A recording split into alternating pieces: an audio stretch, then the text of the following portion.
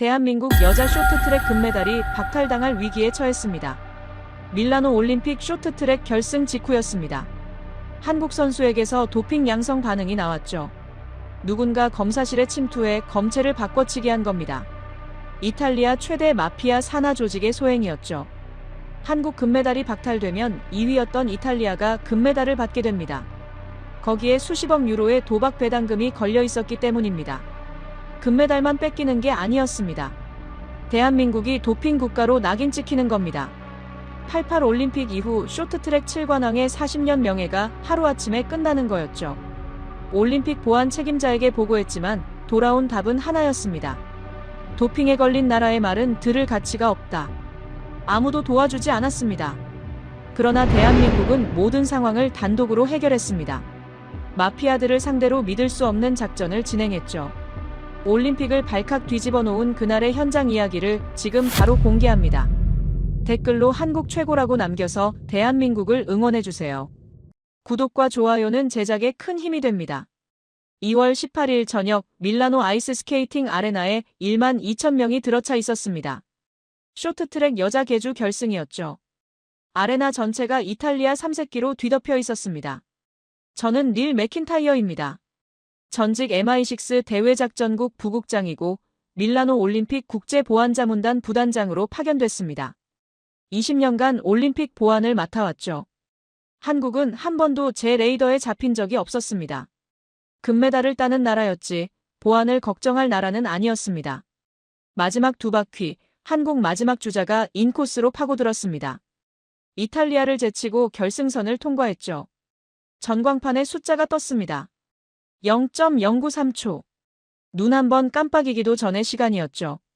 이탈리아 관중 1만 2천 명이 정적에 빠졌고 한국 선수 4명이 빙판 위에서 태극기를 펼쳤습니다. 올림픽 10번 출전에 7번 금메달이었습니다. 세계 어떤 나라도 넘볼 수 없는 역사였죠. 2018년 평창 이후 8년 만에 왕좌 탈환이었습니다. 물론 그때 저는 전혀 몰랐습니다. 6시간 뒤에 이 금메달이 통째로 뒤집힐 거라는 걸요. 선수단 통로에서 대한체육회 보안 스태프 명찰을 단 남자가 서 있었습니다. 선수들이 환호하는 사이에 표정 하나 바뀌지 않았죠. 이준혁이라는 이름이었습니다. 707 특수임무단 요원이었죠. 대통령실 직속 대테러 특수부대에서 파견된 4명 중 팀장이었습니다. 무장은 없었습니다. 이것도 나중에야 알게 된 이야기입니다. 밤 10시 15분 도핑 검사실 복도에서 707 요원이 이상한 걸 봤습니다. 비상구 방향에서 자원봉사자 조끼를 입은 남자가 걸어 나왔죠. 통행증을 흔들며 자연스럽게 지나갔습니다. 요원은 제압하지 않았습니다. 기록만 남겼죠. 밤 10시 15분 비상구 방향 남성 180cm 자원봉사자 조끼 갈색 단발. 이 한 줄의 메모가 8시간 뒤 모든 것을 뒤집는 열쇠가 됩니다. 새벽 3시 40분 세계 반도핑 기구에 긴급 공문이 도착했습니다. 금지 약물 양성 반응 검출, 시상식 무기한 보류. 적혈구생 성촉진제였습니다. 마라톤이나 자전거에서 쓰는 지구력 약이었죠. 4분짜리 쇼트트랙에서 쓸 이유가 없는 약이었습니다. 밀라노 올림픽부터 도입된 신속 검사 시스템이 4시간 만에 결과를 뽑아낸 겁니다. 선수가 말했습니다. 그런 약 이름조차 들어본 적 없습니다. 그리고 주저앉았죠. 6시간 전에는 금메달의 무게로 무릎이 꺾였고 지금은 누명의 무게로 무릎이 꺾인 겁니다. 새벽 4시 10분 도핑통제위원회 윈터필드가 직접 숙소로 왔습니다. 올림픽 5개 대회 도핑을 지휘한 인물이었죠. 한국 선수의 눈을 한 번도 보지 않았습니다. 오후 2시까지 물적 증거를 제출하지 않으면 양성 판정이 확정됩니다. 18년간 양성 후 결백이 증명된 사례는 단 한 건도 없었습니다. 그에게 양성 반응은 판결이었고 판결 뒤에 피고의 눈을 볼 필요는 없었던 겁니다. 양성이 확정되면 금메달 박탈은 시작일 뿐이었습니다. 대한민국은 도핑 국가로 낙인 찍히고 전 종목 재검사가 확대되고 향후 올림픽 출전에 제한이 걸리죠. 금메달 하나를 잃는 게 아니었습니다. 대한민국이라는 브랜드가 끝나는 거였죠. 준혁 씨가 제게 전화를 걸었습니다. 검사실 보안 침해 가능성이 있습니다. 폐쇄회로 확인 권한을 요청합니다. 저는 끊었습니다. 두 번째도 끊었죠. 세 번째도 끊었습니다. 도핑에 걸린 나라의 말은 들을 가치가 없다는 게 제 판단이었습니다. 그게 제 실수였죠. 제가 끊었으니 707은 혼자 움직였습니다. 이건 나중에 모든 게 끝나고 나서야 알게 된 이야기입니다. 새벽 5시 20분, 준혁 씨가 독자적으로 아레나 관제실에 접근했습니다. 도핑 검사실 복도에 폐쇄 회로를 열었죠. 밤 10시 7분까지는 정상이었습니다. 10시 8분, 화면이 검게 변했습니다. 10시 23분, 화면이 돌아왔죠. 정확히 15분간의 영상이 비어 있었습니다. 수동 삭제가 아니었습니다. 외부 원격 접속에 의해 제거된 겁니다. 누군가 올림픽 보안 네트워크의 외부에서 접속해서 15분을 지운 거였죠. 삭제된 시간대는 한국 선수 검체가 봉인되기 직전과 정확히 겹쳤습니다. 그 한가운데에 자원봉사자 조끼 남자의 메모가 있었죠. 15분 삭제 구간 한가운데였습니다. 도핑 검사실은 아레나 지하 2층에 있었습니다. 복도 끝 비상구가 지상 주차장과 직접 연결돼 있었죠. 들어오고 나가는데 3분이면 충분한 구조였습니다. 자원봉사자 조끼 하나면 야간에는 육안 확인만으로 통과가 가능했죠. 위장, 침입, 증거인멸. 개인이 할 수 있는 일이 아니었습니다. 이건 도핑이 아니라 작전이었습니다. 본국 특전사령부에 긴급 암호 보고를 올렸죠.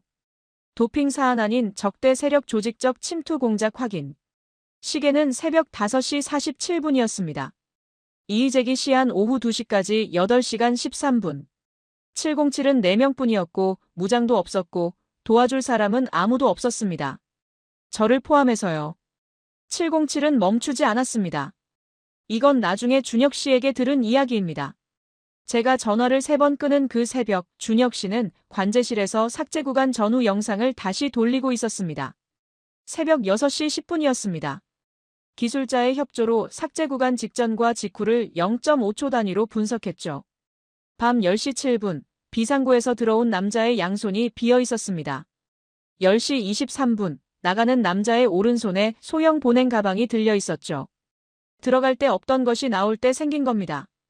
검사실에서 무언가를 넣고 다른 것을 가지고 나왔다는 뜻이었습니다. 보냉 가방이었습니다. 소변 검체를 운반하는 규격 용기의 크기와 정확히 일치했죠. 준혁 씨가 확인한 건 하나 더 있었습니다. 들어갈 때 남자의 왼쪽 주머니가 볼록했는데 나갈 때는 평평했다고 합니다. 주머니에 있던 것을 검사실에 남기고 나온 겁니다. 원래 검체를 빼내고 다른 검체를 넣었다는 뜻이었죠. 오전 8시 20분이었습니다. 윈터필드의 명령으로 도핑 검사실 출입은 전면 차단된 상태였죠. 정면은 불가능했습니다. 준혁 씨가 장비 보관실 배관 점검구를 통해 냉동고 외부에 접근했습니다. 손이 들어갈 만한 틈으로 카메라를 넣어 한국 선수 검체를 촬영했죠. 봉인 테이프 위에 절개선이 2개 찍혀 있었습니다. 원래 봉인은 1개입니다. 2개라는 건 누군가 봉인을 뜯고 다시 붙였다는 뜻이었죠. 1mm의 차이였습니다. 육안으로는 거의 구분이 안 되는 수준이었죠. 그런데 707의 카메라는 잡아냈습니다. 검체 조작의 물증이었습니다. 그런데 저는 그 사이에 뭘 하고 있었냐면 오히려 707을 막고 있었습니다. 오전 9시 올림픽 조직위 긴급 보안회의에서 발언했죠. 한국 보안 스태프가 새벽에 비인가 경로로 아레나 관제실에 접근했습니다. 이는 올림픽 보안 체계에 대한 명백한 침해이며 올림픽 헌장 위반입니다. 공식 항의서를 제출했습니다. 한국 보안 스태프 4명의 아레나 출입 배지를 즉시 정지시켰죠. 배지가 정지되면 아레나 게이트를 통과할 수 없습니다. 검사실은 물론이고 관제실, 지하 통로, 화물 반입구까지 전부 막히는 겁니다. 52개국 보안 연락관들 사이에서 프레임이 만들어지고 있었습니다. 도핑에 걸린 나라가 증거를 조작하려고 관제실에 침입했다. 회의가 끝난 뒤 영국 대표단 연락관이 제게 말했습니다. 잘 처리했습니다. 맥킨타이어. 저 나라가 증거에 손대면 올림픽 도핑 시스템 자체가 무너집니다. 저는 고개를 끄덕였죠. 707이 검체 조작의 물증을 잡고 있을 때 저는 그 707을 아레나에서 쫓아내고 있었습니다. 한국이 금메달을 지키려 하고 있었는데 저는 그 한국을 몰아내고 있었죠. 진짜 위협이 누구인지도 모르면서요. 오전 9시 30분 밀라노 현지 조간 신문 세계사가 일면 톱으로 보도했습니다. 한국 쇼트트랙 금메달리스트 도핑 적발. 유럽 통신사들이 받아쓰기 시작했죠. 아시아 쇼트트랙 강국, 도핑의 그림자. 아레나 앞에서 한국 응원단이 현지 기자에게 질문을 받았습니다. 한국은 도핑 상습 국가입니까? 한 응원단원이 태극기를 들고 말했습니다. 우리 선수들은 그런 짓 안 합니다. 눈물을 흘리고 있었죠. 그 장면이 현지 뉴스에 방영됐습니다. 국내 실시간 검색어 1위는 쇼트트랙 도핑이었습니다. 이것도 나중에 준혁 씨에게 들은 이야기입니다. 그 시각 한국에서는 준혁 씨의 아버지가 시골집 거실에서 TV를 보고 있었다고 합니다. 72세 퇴역 군인이었죠. 뉴스 속보를 보더니 TV를 노려보며 말했습니다. 우리 선수들이 그럴 리 없어. 이건 뭔가 잘못된 거야. 그리고 아들에게 문자를 보냈죠. 뉴스 봤다. 우리 선수들이 그럴 리 없다. 밥은 먹었냐? 아버지는 아들이 어디서 무슨 임무를 하는지 모릅니다.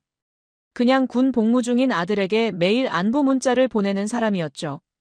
준혁 씨가 문자를 읽고 3초간 화면을 들여다봤습니다.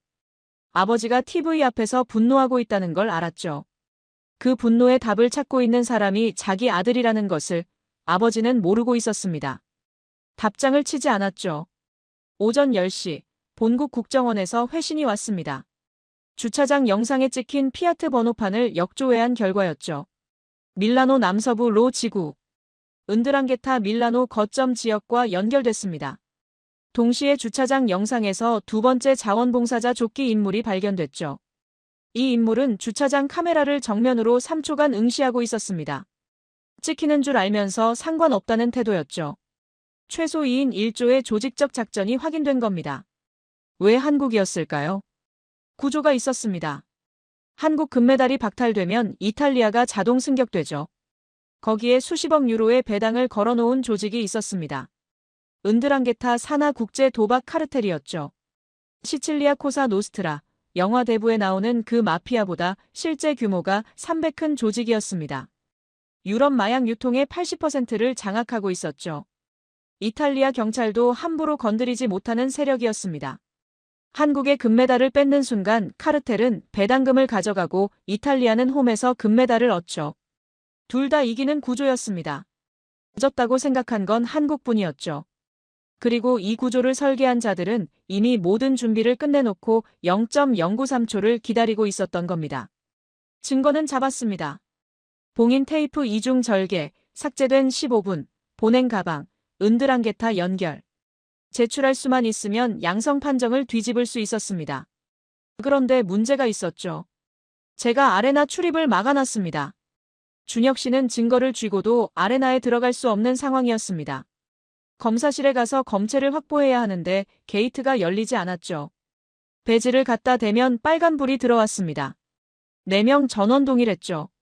시야는 줄어들고 있었고 문은 닫혀 있었습니다. 그 문을 닫은 사람이 저였습니다. 그리고 그 시각, 저는 사무실에서 커피를 마시며 한국 거는 잘 정리됐다고 생각하고 있었죠. 오전 11시 30분이었습니다. IOC 대변인이 긴급 기자회견을 열었죠. 한국 측이 오후 2시까지 물적 증거를 동반한 이의 제기를 제출하지 않을 경우 금메달 박탈 및 이탈리아 자동 승격 절차가 개시됩니다. 전 세계 통신사 속보로 타전됐습니다. 한국 쇼트트랙 도핑 금메달 박탈 위기가 전 세계 트렌드 1위였죠. 한국 선수단 숙소에서는 선수가 TV를 끄고 이불을 뒤집어 쓰고 있었습니다. 코치진도 아무 말이 없었죠. 그때 아레나 시상식장에서는 스태프들이 시상식 변경 준비를 시작하고 있었습니다. 이건 나중에 보안 관제 영상으로 확인한 장면입니다. 개양대에서 태극기가 내려지고 있었습니다. 스태프 2명이 줄을 잡아당기자 태극기가 천천히 미끄러져 내려왔죠. 1번 개양대에 이탈리아 국기가 올라가고 있었습니다. 금메달 박탈이 기정사실화된 것처럼요. 어젯밤 선수들이 빙판 위에서 펼쳐 올린 그 태극기였습니다. 0.093초의 역전으로 올라간 태극기가 누군가의 거짓말 하나로 끌어내려지고 있었죠. 아레나 외곽에서 이 장면을 멀리서 지켜본 사람이 있었죠. 준혁 씨였습니다. 주먹이 쥐어졌다고 합니다. 같은 시각이었습니다. 올림픽 시설 관리업체 조끼를 입은 남자 8명이 화물 차량 2대에서 내렸습니다. 아레나 지하 화물반 입구로 진입했죠. 오늘 시설 관리 작업 일정은 없었습니다. 선두에 선 남자가 무전기를 들고 있었고 마지막으로 내린 남자의 허리춤에 금속 물체의 윤곽이 보였습니다. 두 대의 차량에서 8명이 한꺼번에 내린 겁니다. 시설관리업체가 8명을 한 번에 투입하는 경우는 없었죠. 대회 기간 평균 투입 인원은 23명이었으니까요. 이건 나중에 밝혀진 사실입니다. 카르텔 총책에게 보고가 올라갔습니다. 한국 측 스태프가 관제실에서 폐쇄 회로를 추적하고 있다고요. 올림픽 보안 네트워크 유지 보수를 위탁받은 업체에 카르텔이 매수한 기술자가 있었습니다. 이 기술자가 일상 유지 보수를 가장해 모니터링 코드를 심어놓은 거였죠. 준혁 씨가 새벽에 관제실에 접근한 사실은 이미 카르텔에 노출돼 있었습니다. 총책의 판단은 빨랐습니다. 한국이 검체 재분석을 요구하면 끝난다. 바꿔치기한 가짜 검체의 호르몬 프로파일이 해당 선수의 사전 기록과 맞지 않으니까 검체 자체를 없애라. 검체가 사라지면 재분석이 불가능하고 이미 나온 양성 결과만 남는다.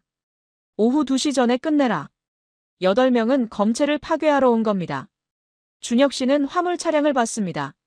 오늘 시설 관리 일정이 없다는 건 대회 기간 내내 시설 관리팀과 같이 일하면서 파악하고 있었죠. 즉시 판단했습니다. 관제실 접근이 노출됐고 이들은 검체를 회수하러 온 카르텔이라고요. 그런데 아레나에 들어갈 수가 없었습니다. 제가 배지를 정지시켰으니까요. 정문은 빨간불이었습니다. 그때 준혁 씨가 떠올린 게 있었습니다. 대회 기간 내내 시설 관리팀과 얼굴을 익혀놓은 것. 장비 점검을 도와주고 통로 정리를 같이 한 것. 아레나 지하에는 올림픽 보안 배지가 아닌 시설 관리 키카드로 열리는 출입구가 있었습니다. 제가 보안 배지만 정지시켰지 시설 관리 출입 체계까지는 건드리지 못한 겁니다. 그게 제 허점이었죠. 준혁 씨가 시설 관리 스태프에게 키카드를 빌렸습니다. 매일 같이 일한 동료였으니까 의심하지 않았죠. 장비 점검 좀 하러 내려가야 해서요. 스태프가 키카드를 건넸습니다. 대회 기간 내내 쌓아온 신뢰가 이 순간을 위한 것이었는지 준혁 씨도 몰랐을 겁니다. 지하 화물 통로로 진입했습니다. 제가 막아놓은 문이 아닌 다른 문으로 들어간 겁니다.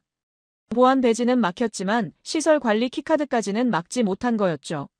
낮 12시였습니다. 준혁 씨가 4명을 긴급 재배치했죠. 2명은 지하 2층 접근 통로 2곳 봉쇄. 1명은 검체 보관 냉동고 앞 배치. 준혁 씨 본인은 화물 반입구에서 8명의 동선을 추적했습니다. 무장은 없었습니다. 상대는 허리춤에 금속 물체를 달고 있었죠. 4명이 무장한 8명을 상대로 검체를 지키면서 동시에 2시간 안에 증거를 완성해야 했습니다. 검체를 빼앗겨도 끝이고 시한을 넘겨도 끝이었죠. 2개의 시한이 동시에 돌아가고 있었습니다. 그 시각 저는 사무실에서 보안 네트워크를 들여다보고 있었습니다. 다른 이유에서였죠. 아침에 준혁 씨가 관제실에 비인가 접근한 경로를 역추적하고 있었습니다. 그런데 이상한 게 눈에 들어왔습니다.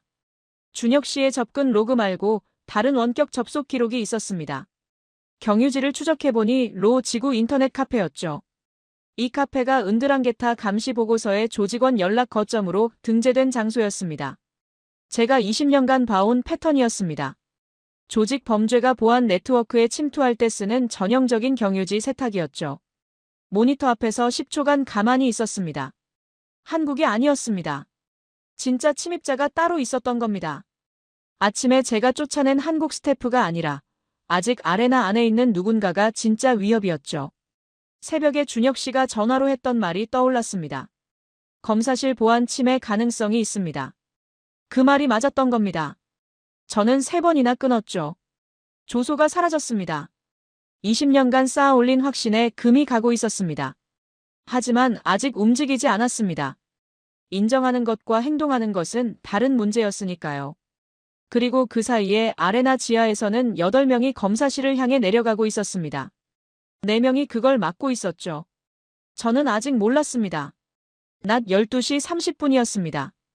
이건 나중에 준혁 씨에게 들은 이야기입니다. 카르텔 8명이 지하 1층 화물 통로에서 지하 2층으로 내려오기 시작했죠.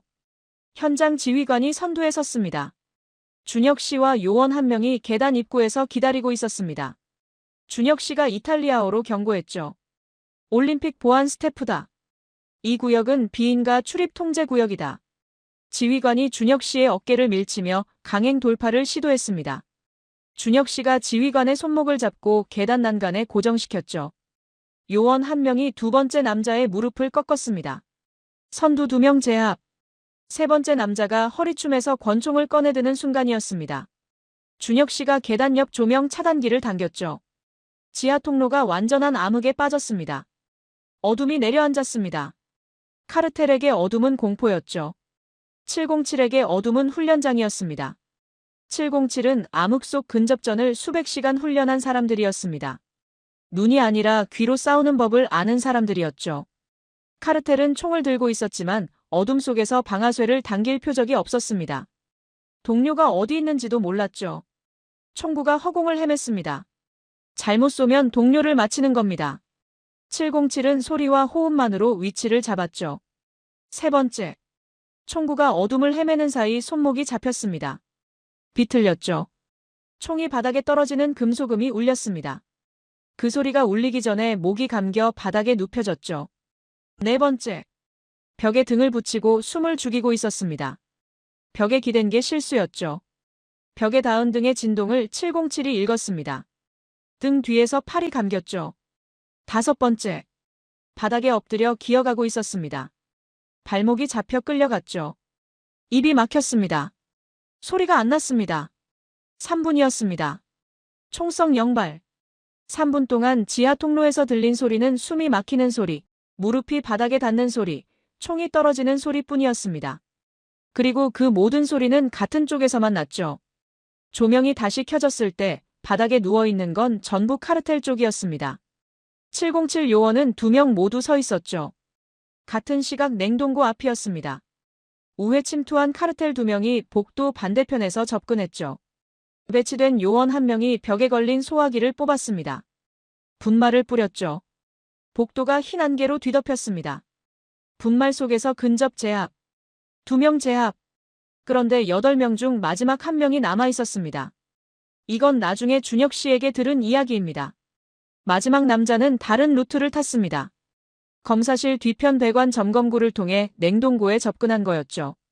오른손에 소형병이 들려 있었습니다. 강산 용액이었습니다. 검체에 닿으면 30초 안에 생체 정보가 파괴되는 약품이었죠. 그런데 준혁 씨가 먼저 와 있었습니다. 계단에서 4명을 제압한 뒤 배관 점검구 보고를 받고 먼저 돌아간 거였죠. 점검구 출구에서 기다리고 있었습니다. 남자가 점검구에서 상체를 내밀었습니다. 가장 취약한 자세였죠. 오른손이 강산 용액병을 검체를 향해 뻗었습니다. 냉동고에 한국 선수 이름표까지 3m. 준혁 씨의 왼손이 남자의 손목을 잡았습니다. 오른손은 목덜미를 눌렀죠. 남자의 얼굴이 바닥에 닿았습니다. 병이 굴러갔습니다. 검체까지 남은 거리 3m. 그 3m를 영원히 도달하지 못한 겁니다. 대한민국의 금메달과 누명 사이의 거리가 고작 3m였습니다. 그리고 그 3m를 지킨 건 총도 방패도 아닌 한 군인의 손이었죠. 전투는 끝났습니다.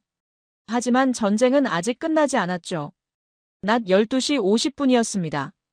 제 사무실 보안 채널에서 지하 2층 충돌음이 잡혔습니다. 평소 아무 신호도 없는 사각지대였죠. 52개 채널을 동시에 모니터링하고 있었으니까 늦게 잡힌 겁니다. 폐쇄회로를 돌려보니 무장한 남자들이 도핑 검사실을 향해 이동하는 장면이 찍혀 있었습니다. 그 직후 화면이 꺼졌죠. 조명이 복구된 뒤의 화면에는 바닥에 쓰러진 남자들과 서 있는 사람들이 찍혀 있었습니다. 서 있는 쪽은 아침에 제가 쫓아낸 한국 보안 스태프였죠. 의자에서 일어나려다 멈췄습니다. 모니터 옆 책상에 아침에 제가 쓴 항의서가 놓여 있었죠. 한국 보안 스태프의 비인가 접근은 올림픽 헌장 위반이다. 제가 쓴 글자였습니다. 그런데 화면에서는 그 비인가 스태프들이 무장한 남자들을 전부 바닥에 눕혀놓은 뒤였죠. 3초간 항의서를 봤습니다. 그리고 화면을 봤습니다. 이건 도핑이 아니었습니다. 내 보안이 뚫린 거였죠. 보안팀에 무전을 보냈습니다. 오전에 내가 내린 한국 보안 스태프 출입 차단을 즉시 해제한다. 전면 접근 권한 부여. 지금 당장. 아침에 직접 쫓아낸 사람들을 직접 불러들이는 순간이었습니다. 20년 경력에서 제 명령을 제가 뒤집은 건 이번이 처음이었죠. 출입 차단이 해제되자 요원 1명이 검사실에 정식 진입했습니다. 검체를 공식 절차에 따라 봉인 상태 그대로 확보했죠. 봉인 테이프 이중 절개 현물, 폐쇄회로 삭제. 로그 원본, 보안 네트워크 원격 접속 경유지 기록, 주차장 영상 캡처, 강산 용액병. 한 묶음 완성. 준혁 씨가 지하에서 지상으로 뛰어 올라갔습니다. 계단을 3칸씩 뛰어 올랐죠. 도핑통제위원회 사무실 문을 열고 윈터필드의 책상 위에 증거를 내려놓았습니다. 숨이 차 있었습니다. 피가 묻은 손이었죠. 오후 1시 49분. 시한까지 11분이었습니다. 윈터필드가 봉인 테이프 사진과 강산 용액병을 번갈아 봤습니다. 30초간 침묵했죠. 이건 내 18년 경력에서 본 적 없는 사안이다. 사무적으로. 감정 없이. 이의제기 정식 접수. 지하에서 결박당한 현장 지휘관이 위를 올려다보며 말했습니다. 한국은 금메달을 따는 나라인 줄만 알았다. 대답하는 사람은 없었죠. 준혁 씨는 이미 지상에 있었으니까요. 오후 2시 38분이었습니다. 이의제기 접수 후 양성 확정은 보류 상태였죠. 오후 3시에 도핑통제위원회가 디지털 증거 원본 검증을 시작하려는데 관제실에서 경보가 울렸습니다. 누군가 보안자문단 관리자 권한으로 디지털 증거 원격 삭제를 시도하고 있었습니다. 카르텔이 매수한 유지보수 기술자였죠. 지하에서 8명이 제압당한 사실을 모른 채 총책의 마지막 지시를 실행한 겁니다. 삭제 진행률이 올라가기 시작했습니다. 12%. 봉인 테이프 사진 파일이 사라졌습니다. 18%. 삭제 로그 백업이 사라졌죠. 24%. 핵심 증거 원본 폴더에 접근하기 시작했습니다. 관제실 기술자가 말했습니다. 보안자문단 관리자 권한으로 들어오고 있어서 제 권한으로는 차단이 안 됩니다. 이 권한을 가진 사람은 전 세계에 3명뿐이었습니다. 그중 하나가 저였죠. 준혁 씨가 제게 전화를 걸었습니다. 당신 권한이 필요합니다. 누군가 당신의 네트워크를 통해 증거를 지우고 있습니다. 진행률 28%. 저는 3초간 멈췄습니다. 그 3초 동안에도 화면의 숫자는 올라가고 있었죠. 내가 간다. 관제실에 도착했습니다. 최고 권한으로 접속을 즉시 차단했죠. 삭제 진행률 31%에서 멈췄습니다. 핵심 증거 원본은 전부 온전했습니다.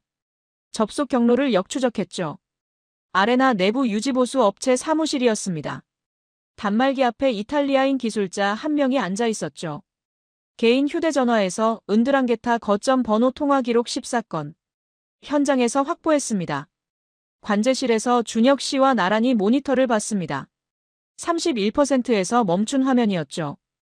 0.5초만 늦었으면 핵심 파일이 날아가고 있었습니다. 준혁 씨를 돌아봤습니다. 밤새 잠을 못 잔 얼굴이었죠. 피가 묻은 손이었습니다. 그 손으로 새벽에 3번이나 제게 전화를 건 겁니다. 내가 새벽에 전화했을 때 내가 받았어야 했다. 준혁 씨가 대답했습니다. 지금 받으셨으니 됐습니다. 오후 3시 도핑통제위원회 검증팀이 관제실에 도착했습니다. 디지털 증거 원본 현장 검증이 시작됐죠. 31%에서 멈춘 화면 옆에 아침에 제가 쓴 항의서가 아직 놓여 있었습니다. 저는 그 항의서를 집어들었습니다. 접어서 주머니에 넣었죠. 버릴 수는 없었습니다. 제 실수를 기억해야 했으니까요. 오후 3시 50분이었습니다. 프레스센터에 기자 200명이 들어차 있었죠. 아침에 도핑 적발 속보를 냈던 같은 기자들이었습니다. 카메라 셔터 소리가 멈추지 않았죠. 전 세계 통신사가 생중계 체제에 들어가 있었습니다. 한국 금메달 박탈 확정인가, 반전이 있는가. 2가지 시나리오의 기사가 이미 작성돼 있었죠. 엔터키 하나로 어느 쪽이든 보낼 수 있는 상태였습니다. 윈터필드가 단상에 올라갔습니다. 발표문을 펼치는 2초가 있었습니다. 기자석에 앉은 한국 기자 3명의 손이 무릎 위에서 떨리고 있었죠. 이 발표가 철회인지 확정인지 첫 단어가 나오기 전까지 그 2초는 14시간보다 길었습니다. 윈터필드가 읽었습니다. 대한민국 쇼트트랙 여자 계주 대표 선수에 대한 양성 판정은 외부 세력의 조직적 검체, 조작에 의한 것임이 확인되었으며 본 판정을 전면 철회한다. 해당 선수에게는 어떠한 도핑 위반 사실도 없음을 공식 확인한다. 사무적으로 읽었습니다. 감정이 없었죠. 새벽 4시에 숙소로 와서 18년간 결백이 증명된 사례는 단 한 건도 없었다고 말한 사람이었습니다. 그 남자가 자기 말을 자기가 뒤집는 발표문을 읽고 있었죠. 마이크에서 입을 떼고 1초간 정적이 흘렀습니다. 기자석에서 박수가 터져나왔습니다. 한국 기자 3명은 박수를 치지 못했죠. 손이 떨리고 있었으니까요. 아침에 도핑 국가를 보도했던 같은 통신사를 통해 전 세계에 타전됐습니다. 한국 쇼트트랙 도핑 양성 판정 철회. 외부 세력 조직적 검체 조작 확인. 아침에 한국은 도핑 상습 국가입니까? 라고 물었던 현지 기자가 같은 마이크 앞에서 속보를 읽고 있었죠. 국내 실시간 검색어 1위가 쇼트트랙 도핑에서 도핑 조작 철회로 바뀌었습니다. 아레나 앞에서 아침에 울었던 한국 응원단이 다시 모여 있었죠. 이번에는 태극기를 흔들고 있었습니다. 오후 4시 10분이었습니다. IOC가 금메달 유지를 공식 승인했죠. 아침에 금메달 박탈 및 이탈리아 자동 승격을 예고했던 IOC. 대변인이 같은 단상에서 한국 금메달 유지를 발표한 겁니다. 시상식 재개가 확정됐습니다. 아침에 내려졌던 태극기가 다시 준비되고 있었죠. 저는 반마피아 수사국에 전화를 걸었습니다. 이 사건을 처음 탐지하고 증거를 확보한 것은 한국 측 보안 인력입니다. 우리는 뒤늦게 합류한 것뿐입니다. 카르텔 지휘관 이하 8명과 내부 협조자 1명을 인도했죠. 제 이름으로 인수를 요청한 겁니다. 707의 이름은 어디에도 남기지 않았습니다. 남길 수도 없었죠. 이들은 공식적으로 대한체육회 보안 스태프였으니까요. 수사국 담당자가 물었습니다. 한국 측 보안 인력이라면 구체적으로 누구입니까? 저는 대답했습니다. 그건 제가 알 수 있는 영역이 아닙니다. 거짓말이었습니다. 알고 있었지만 말하지 않은 겁니다. 그게 제가 갚을 수 있는 빚이었죠. 오후 4시 30분이었습니다. 선수단 숙소에 금메달 유지 소식이 전해졌죠. 14시간 만에 처음으로 선수가 웃었습니다. 새벽 3시 40분에 공문을 받고 주저앉았던 선수였습니다. 아침에 이불을 뒤집어 쓰고 있던 선수가 일어나서 동료 3명을 끌어안았죠. 4명이 서로의 등을 두드리고 있었습니다. 코치가 말했습니다. 시상식 유니폼 입어. 1시간 뒤에 시상대에 올라간다. 그 말에 눈물이 터졌습니다. 새벽에는 누명의 눈물이었고 지금은 안도의 눈물이었죠. 같은 날 같은 사람에게서 나온 눈물이었지만 무게가 달랐습니다. 선수 1명이 대기실 복도에서 스태프에게 인사했습니다. 오늘 저희 때문에 고생 많으셨어요. 그 스태프가 707 요원이었습니다. 선수는 모르고 있었죠. 요원이 웃으며 고개를 끄덕였습니다. 축하합니다. 그 한마디가 전부였죠. 같은 시각이었습니다. 이건 나중에 준혁 씨에게 들은 이야기입니다. 숙소 비상계단에서 준혁 씨가 14시간 만에 처음으로 전화기를 꺼냈다고 합니다. 아버지에게 전화를 걸었죠. 아버지가 받자마자 말했습니다. 뉴스 봤다 조작이었다며? 내가 그랬잖아. 우리 선수들이 그럴 리 없다고. 준혁 씨가 3초간 아무 말을 못했습니다. 14시간 전 이 전화기로 제게 3번 전화를 걸었죠. 3번 다 끊겼습니다. 같은 전화기로 아버지에게 전화를 건 겁니다. 이번에는 받았죠. 아침에 아버지가 TV 앞에서 분노하고 있을 때 아들은 아레나 지하에서 무장한 남자들과 싸우고 있었습니다.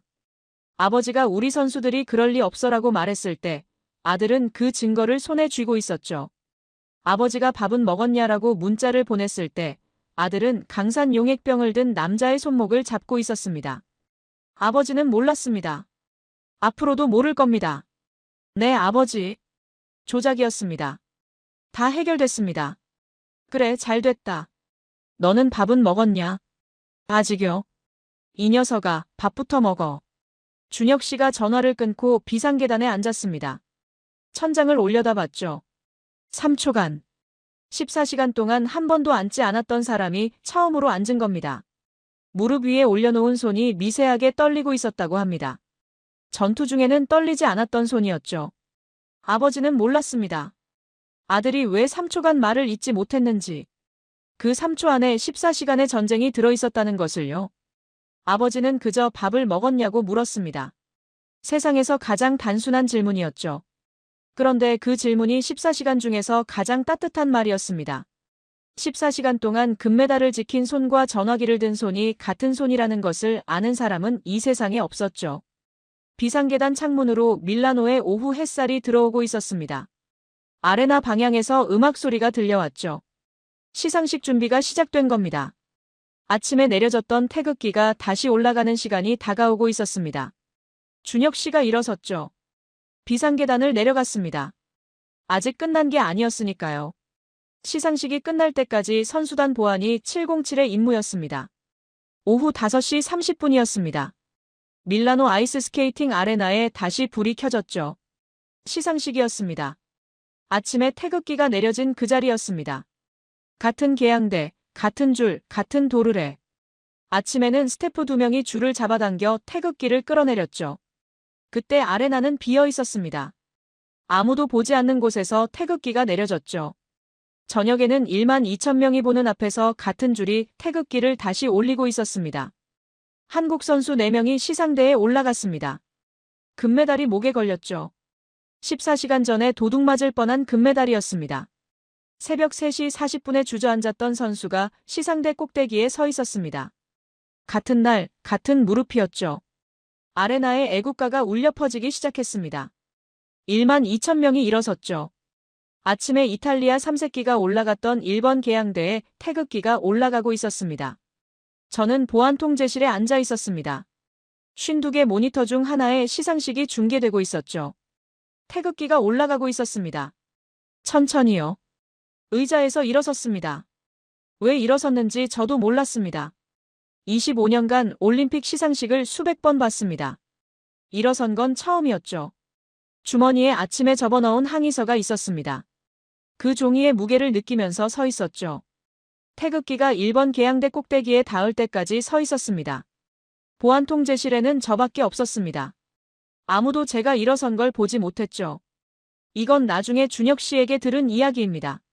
같은 시각 한국에서는 준혁 씨의 아버지가 시골집 거실에서 TV를 보고 있었다고 합니다. 아침에 도핑 양성이 나왔던 같은 TV였죠. 저녁에는 양성 철회, 금메달 유지가 나왔습니다. 시상식 화면이 나오자 애국가가 흘러나왔죠. 아버지가 거실에서 일어섰습니다. 72세 퇴역 군인이었습니다. 차렷 자세였죠. 등이 곧았습니다. 혼자 사는 시골집 거실에서 15인치 TV 앞에서 아무도 안 보는 곳에서 차렷을 하고 있었습니다. 애국가가 끝날 때까지 자세를 풀지 않았죠. 아침에 우리 선수들이 그럴 리 없어라고 말한 사람이었습니다.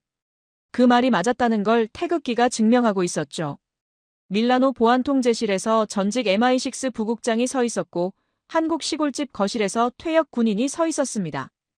8,000km 떨어진 곳에서 같은 태극기를 보고 있었죠. 다른 이유로 서 있었습니다. 저는 제 실수를 갚은 태극기를 보고 있었습니다. 아침에 3번 끄는 전화, 항의서, 배지 정지. 그 모든 걸 되돌린 태극기였죠. 아버지는 우리 선수들의 명예가 돌아온 태극기를 보고 있었습니다. 아침에 그럴 리 없어라고 말한 자기 믿음이 맞았다는 태극기였죠. 그런데 두 사람 모두 모르는 게 하나 있었습니다. 그 태극기를 올린 사람이 누구인지요. 저는 이름만 알았고 아버지는 이름조차 몰랐습니다. 아버지의 아들이라는 것도요. 같은 시각이었습니다. 아레나 지하 서비스 통로에서 준혁 씨와 요원 3명이 걸어가고 있었습니다. 콘크리트 벽이었죠. 조명은 비상등뿐이었습니다. 모니터도 없었습니다. 벽 너머로 애국가가 울리고 있었죠. 콘크리트를 뚫고 들어오는 소리였습니다. 아레나 안에서는 1만 2천 명이 태극기를 올려다보고 있었고 아레나 밖 지하 통로에서는 태극기를 올린 4명이 걸어가고 있었죠. 안과 밖의 거리는 벽 하나였지만 그 벽은 영원히 넘을 수 없는 벽이었습니다. 준혁 씨가 걸음을 멈추지 않았습니다. 고개를 돌려 벽 너머를 한 번 봤을 뿐이었죠. 화면을 보지 않아도 태극기가 올라가고 있다는 걸 알았을 겁니다. 자기가 올린 거였으니까요. 요원 3명도 걸음을 멈추지 않았습니다. 누구도 뒤를 돌아보지 않았죠. 4명이 서비스 통로 출구로 빠져나갔습니다. 아레나 뒤편 주차장이었죠. 밀라노의 저녁 하늘이 붉었습니다. 아레나 안에서는 1만 2천 명이 박수를 치고 있었습니다. 그 박수는 선수들을 향한 것이었죠. 밖에서는 아무도 박수를 치지 않았습니다. 4명은 박수를 받는 사람들이 아니었으니까요.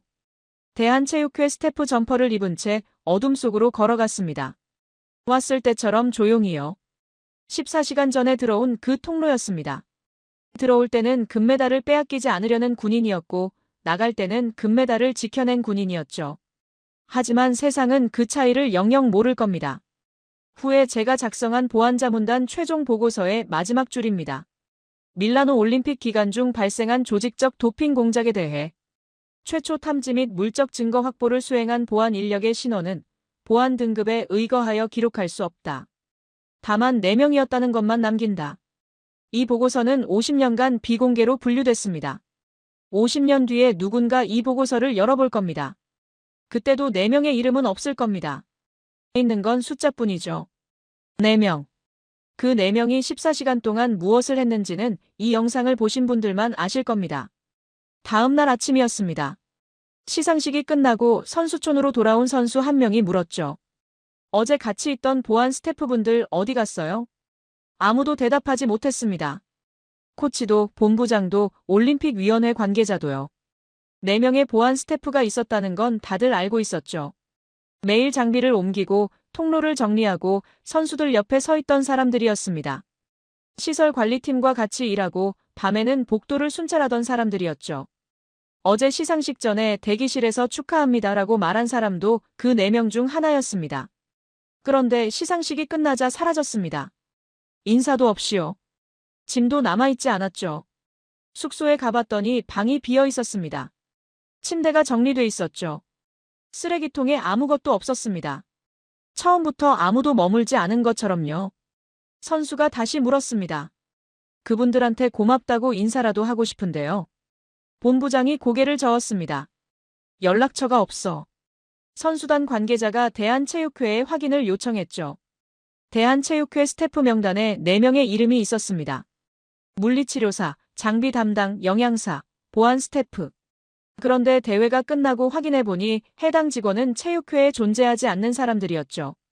이름도 소속도 연락처도 전부 작전용이었습니다. 처음부터 없던 사람들이었습니다. 선수단 본부장이 올림픽위원회에 문의했지만 돌아온 답은 같았죠. 해당 인원에 대한 기록이 없습니다. 4명은 밀라노에 온 적도, 아레나에 들어간 적도, 시상식을 지킨 적도 없는 사람이 된 겁니다. 밀라노 말펜사 공항이었습니다. 707 요원 4명은 체육회 스태프 점퍼를 벗고 각기 다른 항공편에 나눠 탑승했죠. 왔을 때처럼 따로 움직였습니다. 공항에서 서로 눈도 마주치지 않았죠. 같은 팀인 줄 아무도 몰랐습니다. 출국 심사대에서 여권을 내밀었을 때 직원이 물었습니다. 밀라노 방문 목적이 뭐였습니까? 올림픽 지원 업무입니다. 직원이 도장을 찍었죠. 14시간의 전쟁이 도장 하나로 끝난 겁니다. 출국 기록에는 체육회 지원 스태프 4명의 이름만 남았습니다. 707 특수임무단의 흔적은 어디에도 존재하지 않았죠. 그날 밀라노의 조간 신문 일면에는 이렇게 실렸습니다. 한국 쇼트트랙 금메달 유지, 도핑 조작 카르텔 검거. 기사에는 이탈리아 반마피아 수사국의 공로가 실렸죠. 제 이름은 한 줄 나왔습니다. 국제보안자문단 부단장 닐 맥킨타이어가 수사 협조에 기여한 것으로 알려졌다. 707의 이름은 한 글자도 없었습니다. 14시간의 전쟁을 치른 사람들의 이름이 한 줄의 활자로도 남지 않은 겁니다.